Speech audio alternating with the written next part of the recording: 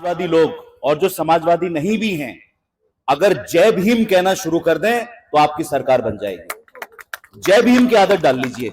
बस इतना ही मैं कहना चाहूंगा। बहुत बहुत धन्यवाद। 3 महीने में आपके खातों में डालती है। तो किसान, मजदूरों को नहीं, केवल किसान।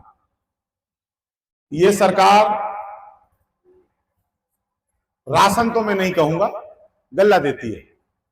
राशन समाजवादी पार्टी सरकार या कांग्रेस की सरकार में जो अधिनियम था, खाद्य सुरक्षा अधिनियम, उसमें 800 रुपए का एक बजट था, जिसमें चीनी भी मिलती थी, मिट्टी का तेल भी मिलता था।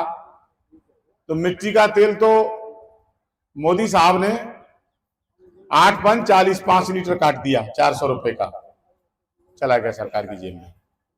और चीनी 13 पंजे 65 की मिलनी चाहिए थी, आप 230 की खरीद रहे हैं। यानी कि आपसे 160 रुपए तो चीनी में खा लिए और 450 रुपए का मिट्टी का तेल आपका 5 लीटर डीजल में बेच दिया।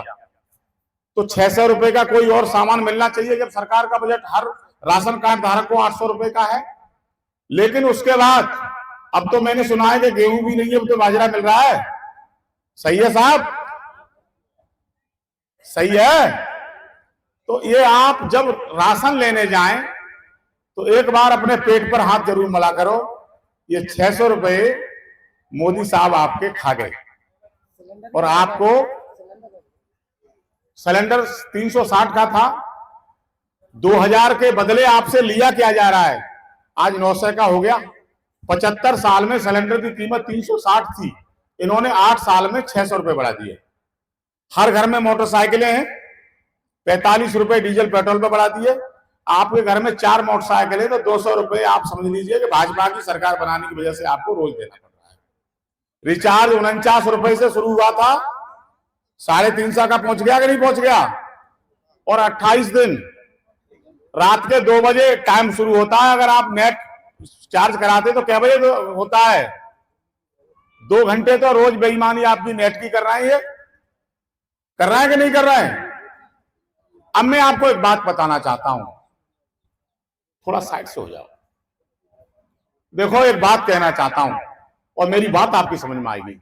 यहां पिछड़े वर्ग और दलित वर्ग के जो बच्चे हैं, तुम्हारे साथ क्या हो रहा है वो सुन लो।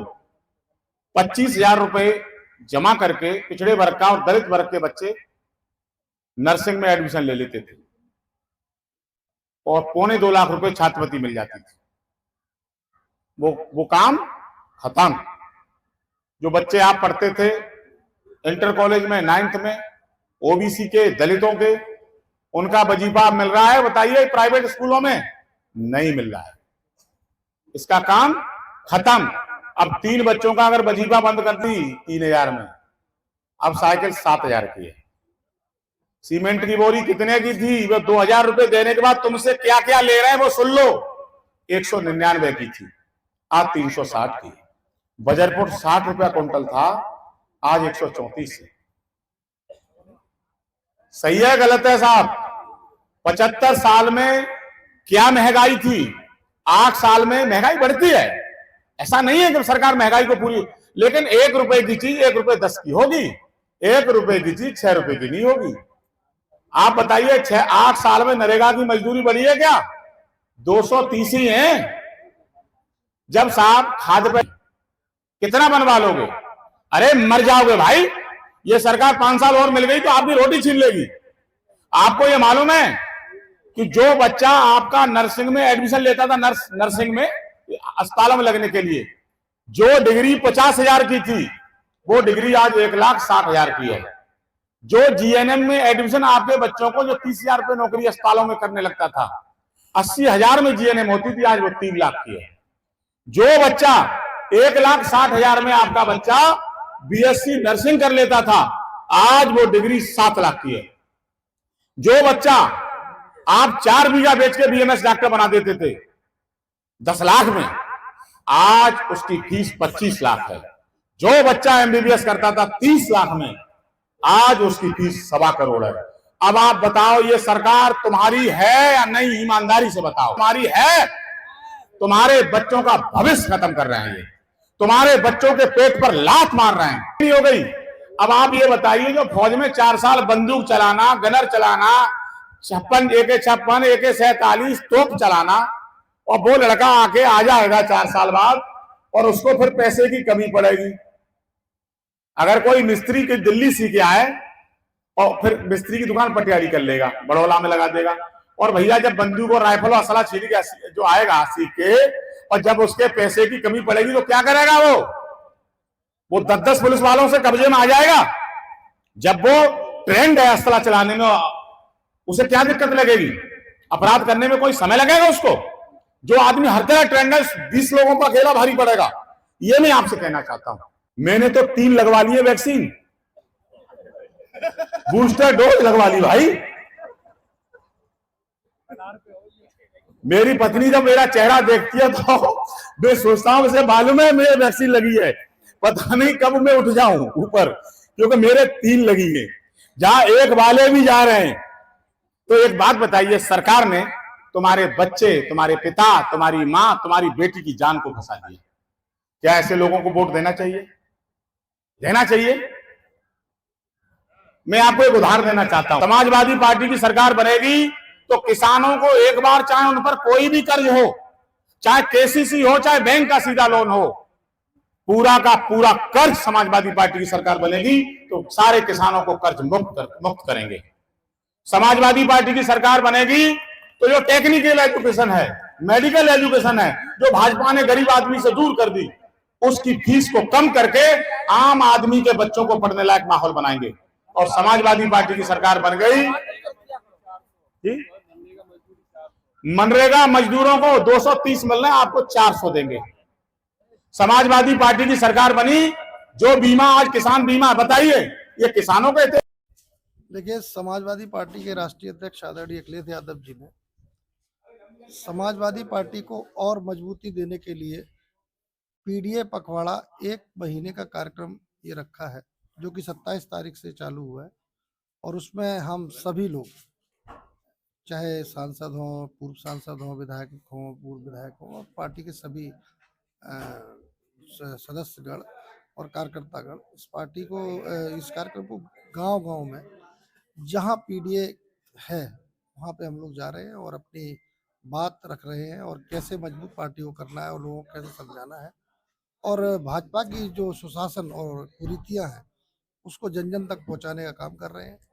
और ये तैयारी 2027 के चुनाव की है, और निश्चित तौर पे 2027 में 300 सीटों से प्लस सीटें जीतकर हम लोग उत्तर प्रदेश में समाजवादी पार्टी की सरकार बनाने वाले हैं। क्या क्या मुद्दे होंगे आपके जो है 27 में, क्योंकि 27 से ही आपने शुरुआत की है 27 की? जी। देखिए, शिक्षा, चिकित्सा, स्वास्थ्य, और इस देश को और इस प्रदेश को कैसे आगे बढ़ना है, हमें युवाओं को कैसे रोजगार दिलाना है, और उनके हक उन्हें कैसे मिले, गरीब को न्याय कैसे मिले, तो इन्हीं मुद्दों को लेकर हम जा रहे हैं और लोगों को समझा रहे हैं। जो कार्यक्रम आपका पीडीए चर्चा चल रहा है, कैसा रिस्पॉन्स मिल रहा है? बहुत अच्छा। जनता का जनादेश 2027 के लिए तैयार है। अगर आज भी चुनाव हो जाए तो भारतीय जनता पार्टी का इस प्रदेश से सुपड़ा साफ हो जाए। बहुत अच्छा कार्यक्रम यहाँ लगाया। कार्यक्रम का मतलब आज हम सभी पिछड़े, दलित, अल्पसंख्यक और अगड़े, जो शोषित, वंचित और परेशान मजलूम हमारे अगड़े भी हैं, क्षत्रिय समाज का भी अपमान हो रहा है इस पार्टी में। ऐसा कोई समाज नहीं है जिसके यहाँ पे सम्मान हो। बीजेपी में किसी का सम्मान नहीं रखा है, किसी भी जाति का हो, किसी वर्ग का हो, किसी धर्म का हो, प्रत्येक व्यक्ति इस समय परेशान है। अच्छा ये बताइए, बेरोजगारी चरम सीमा पे पहुंच रही है। आजकल ये युवा बच्चे हमारे पढ़ लिख कर नौकरियों के लिए तैयारी करते हैं, लेकिन कोई भर्ती की नीति नहीं आ रही, कोई शिक्षा की नीति नहीं आ रही, किसी भी प्रकार से स्वास्थ्य के ऊपर काम नहीं हो रहा। लगातार देख रहे हैं आप, लोग किडनी के मरीज बढ़ रहे हैं, लिवर के मरीज बढ़ रहे हैं। स्वास्थ्य के क्षेत्र में बहुत ज्यादा परेशानियां लोग सामना कर रहे हैं और उनसे जूझ रहे हैं, लेकिन उनके लिए कोई भी स्वास्थ्य नीति ऐसी नहीं आ रही है जिससे गरीब लोगों का इलाज हो सके। लोग परेशान हैं।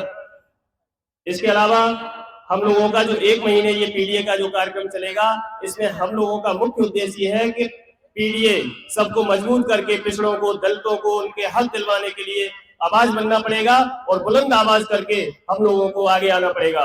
तो आप सबके सम्मान में समाजवादी पार्टी मैदान में, सब लोग कंधे से कंधा मिलाकर समाजवादी पार्टी का साथ दें। 2027 में सरकार बनाए, तभी किसान, नौजवान, बेरोजगार सभी खुश हो सकते हैं। सबको नौकरियां दी जाएंगी, किसानों को एमएसपी वगैरह, जो ये काफी समय से कह रहे हैं कि एमएसपी देंगे, मैक्सिमम सपोर्टेड प्राइस देंगे, लेकिन एमएसपी नहीं दे पा रहे। आप लोगों का गल्ला सस्ता बिकेगा, लेकिन उनकी खाद, बीज, कीटनाशक सब महंगा मिलेगा आपको। आवारा जानवरों से आपके क्षेत्र में कितने जानवर है, किसान परेशान है, दिन भर खेतों में काम करे, रात भर उनकी रखवाली करे, तार लगाए, झटका मशीनें लगाए, उसके बाद भी गेहूं उजाड़ दिए जाते हैं। तंबाकू के खेतों से अगर गाय निकल जाए तो सब तोड़ जाती है, कुछ नहीं रहता। तो सब लोगों को जागना पड़ेगा और समाजवादी पार्टी के साथ कंधे से कंधा मिलाना पड़ेगा।